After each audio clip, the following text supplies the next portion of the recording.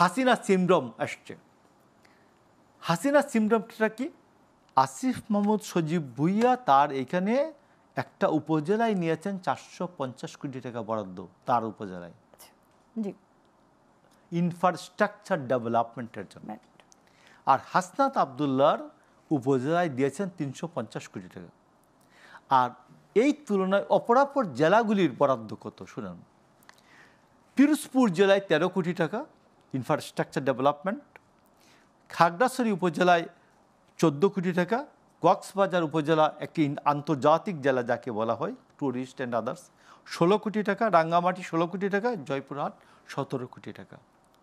মানে 20টা জেলায় মিলে যে বরাদ্দ হয় নাই, ওই ছাত্র নেতাদের এক একটি উপজেলায় সেই পরিমাণ বরাদ্দ দেওয়া হয়েছে।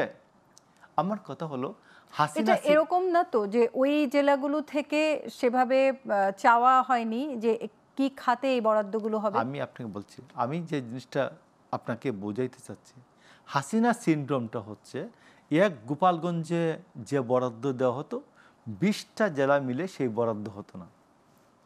আর আমি দেখছি যে আসিফ মাহমুদ সজীব ভুঁইয়া হাসনাত আবদুল্লাহদের উপজেলায় যে বরাদ্দ হয় আমার 20টা জেলায় মিলে সেই বরাদ্দ হয় না। তো আরেকটা হাসিনা সিনড্রোম আছে। আমরা সবাই বলি আমাদের উপদেষ্টাদের এপিএসরা চোর, উপদেষ্টারা ভালো, উপদেষ্টারা অদক্ষ, আর ডক্টর ইউনূস হচ্ছেন দক্ষ। তাহলে আমি আপনাকে বলছি কি বাংলাদেশের প্রশাসনকে কি দলীয় প্রভাব মুক্ত করা কোনোভাবেই সম্ভব নয়? আমি আপনাকে বলছি দলীয় প্রভাব মুক্ত হবে না। কেন হবে না শুনুন।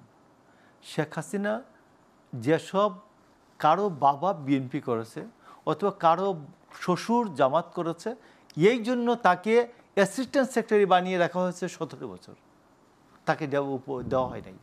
তো এখন তো হাসিনা যাদেরকে বানিয়েছে এরা সরলে তো এই লোকগুলোই আসবে। আপনি তো লন্ডন থেকে লুকাতে পারবেন না।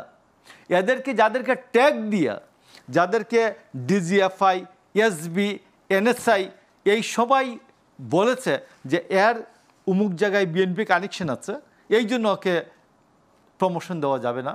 তো এখন যাদের আওয়ামী লীগ কানেকশনে যারা সচিব হয়েছিলেন এদেরকে সরলেই তো অন্যরা বঞ্চিতরা আসবে। যারা বঞ্চিত হাসিনার দ্বারা, এরা হাসিনার অপর পিঠ, হাসিনা এপিঠ ওপিঠ দুটা পিঠ বানিয়েছেন। কথাটা বুঝতে পেরেছেন? তো এখানে তো দলীয়করণ তো হবে। তো এটা তো মানুষ, তো এটা তো আসমান থেকে আনা যাবে না, আসমান থেকে ফেরেশতা প্রশাসন। তবে তিনি তার দায়িত্ব পালন করার সময় তিনি তার কোনো দলীয় আনুগত্য প্রদর্শন করেন কিনা, না তিনি সত্যি তার যে প্রফেশনালিজম সেইটা প্রয়োগ করেন।